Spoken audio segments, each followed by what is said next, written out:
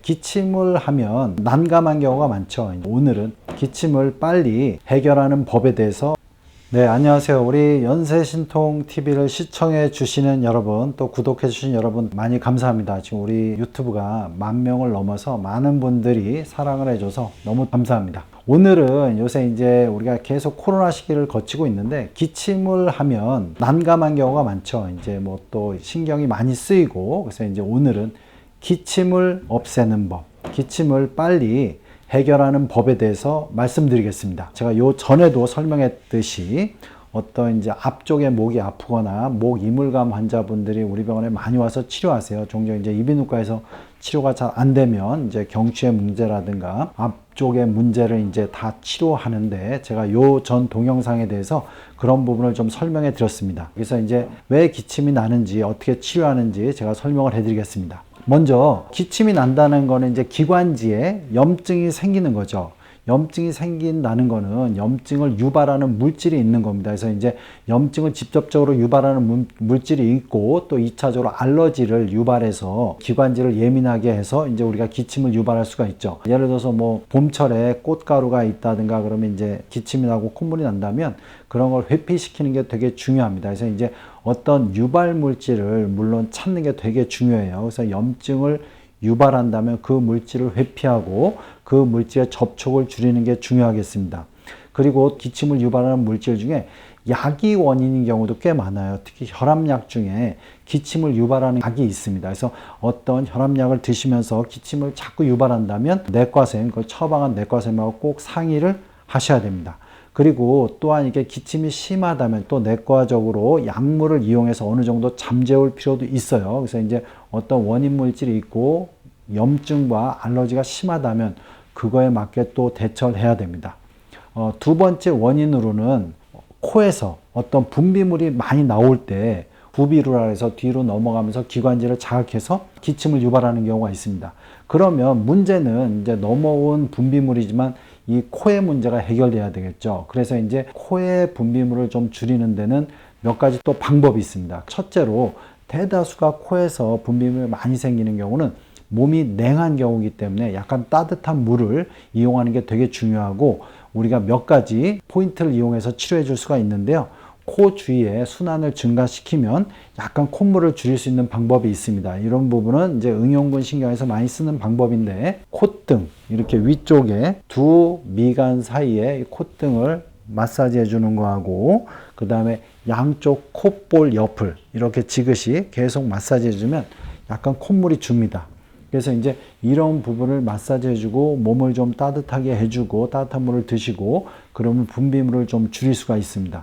그래서 후비루가 또 너무 심하다면은 그런 경우는 우리가 항히스타민제나 이런 걸 이용해서 콧물의 양을 줄이는 수밖에 없습니다. 그래서 자가적으로 할 때는 코볼 옆과 콧등 위 좀 더 이제 한다면 이 안쪽에 숨골 있던 부위 있죠. 그 부위를 같이 마사지 해주면 코에 분비물이 줍니다. 그래서 이런 부분을 이용하시면 여러분들이 좀 도움이 되고요. 세 번째로는 역류성 식도염에 의해서 이렇게 넘어온 분비물이 기관지를 자극하는 경우가 있어요. 이런 경우 이제 자꾸 역류성 식도가 안 되게끔 해야 기침이 안 납니다. 그러면 이제 역류성 식도염을 줄이기 위해서는 당연히 우리가 이제 횡격막 운동, 왜냐하면 식도의 관략근을 도와주는 게 횡격막이기 때문에 횡격막 운동, 그러니까 복식 호흡이죠. 이걸 하시고 식도가 자꾸 위로 올라갑니다. 그래서 횡격막 운동을 하면 식도가 또 내려가고요. 그 다음에 이 앞쪽에 설골을 같이 내려주면 식도가 좀 더 내려오기 때문에 이 여기 설골 부위를 좀 아래로 내려주는 그런 운동과 식이요법과 자세를 신경 쓰셔야 되는데, 식이요법은 당연히 과식하지 마시고 소식하시고,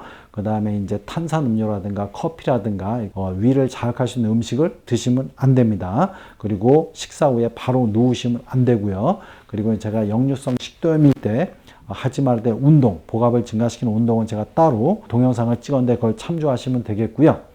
그래서 이제 역류성 식도염을 또 관리해 주셔야 됩니다. 네 번째로 이 앞쪽 구조물의 긴장, 기관지를 감싸는 구조물의 긴장으로 기관지가 자극돼서 또한 이제 기침이 나는 경우가 있어요. 그런 경우는 대표적인 게 뭐냐면 흉쇄유돌근과 그 다음에 이 앞쪽에 설골근이죠. 그래서 이제 흉쇄유돌근 마사지를 해주고, 우리가 이제 도드라진 근육 양쪽으로 돌릴 때 그 다음에 이 설골근 앞쪽을 충분히 마사지 해주면 우리가 기관지가 좀 편해집니다. 근데 이 부분이 우리가 이제 과도하게 마사지하면 오히려 기관지가 좀 자극이 돼요. 그래서 이제 보통은 저녁에 이제 따뜻한 수건 같은 거로 목 앞을 감싸서 전체적으로 요 앞쪽에 있는 흉쇄 유돌근과 요 앞쪽에 있는 쭉 이어지는 여러 가지 설골근들을 이완시켜 놓고 오일 같은 걸 이용해서 쭉 마사지를 해주면 됩니다. 이렇게. 그래서 이제 이런 식으로 앞쪽 구조물을 풀어주는 게 되게 중요하겠습니다. 그래서 보통은 이제 이렇게 이 앞쪽 구조물이 또 긴장되는 거는 역류성 식도염일 수도 있고, 목이 안 좋아도 이렇게 거북목이 돼도 중쇄돌근이 긴장되기 때문에 경추를 스트레칭하고 자세를 잘 잡는 거, 그 다음에 식도를 관리하는 것 자체가 이 앞쪽 근육의 긴장도를 낮추는데 되게 중요하다고 하겠습니다. 다섯 번째로 우리가 시민성으로 이렇게 기침이 나는 경우가 있어요. 그러니까 좀 예민해지면 교감신경이 항진되죠. 교감신경이 항진되면 점막은 좀 더 마르고, 그러면서 이제 기관지는 예민해져서 기침을 하는 경우가 있겠죠. 당연히 이런 경우도 우리가 이제 심리적으로 좀 이완요법을 좀 쓰시고, 기관지가 자꾸 건조해지기 때문에 따뜻한 물을 드셔야 되고요.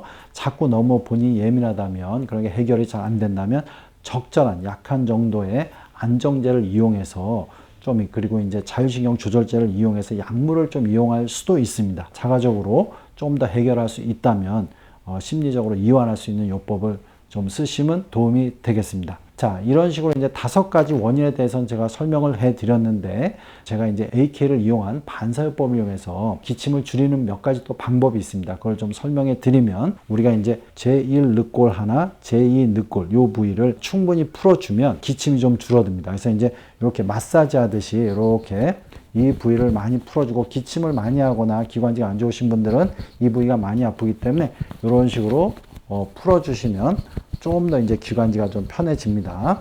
그리고 이제 아까 얘기했듯이 흉쇄 유돌근이 맞는 요 앞에 흉골 바로 상단부 요 부위의 바로 옆쪽을, 요 흉쇄 유돌근이 붙는 부위를 좀 같이 지그시 좀 풀어주시면 됩니다. 이쪽. 그리고 이제 기관지를 또 다스리는 중요한 포인트는 위쪽에 우리가 여기에 숨골이라고 해요. 숨골.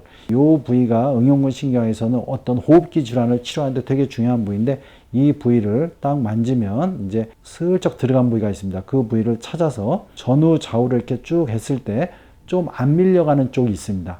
그러면 그쪽으로 쭉 밀고, 이렇게 쭉 다 밀었을 때 안 밀려가는 쪽으로 쭉 밀면서 이게 이완될 때까지 쭉 밀어주면, 이 부위가 풀어지면 약간 기관지가 좀 수월해지고, 우리가 응용근 신경에서 이 부위를 신경 혈관 반사점이라 해서 기관지의 순환에 도움되는 반사점으로 사용하고 있습니다. 그래서 이 숨골 부위를 가장 안 밀리는 쪽으로 쭉 밀어주시고, 쇄골 위, 제1늑골, 제2늑골 요 부위를 손으로 계속 풀어주면 우리가 이제 기침을 빨리 줄이는데 도움이 되겠습니다.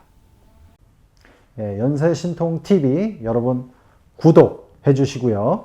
여러 영상이 있습니다. 이렇게 참조해 주시기 바랍니다.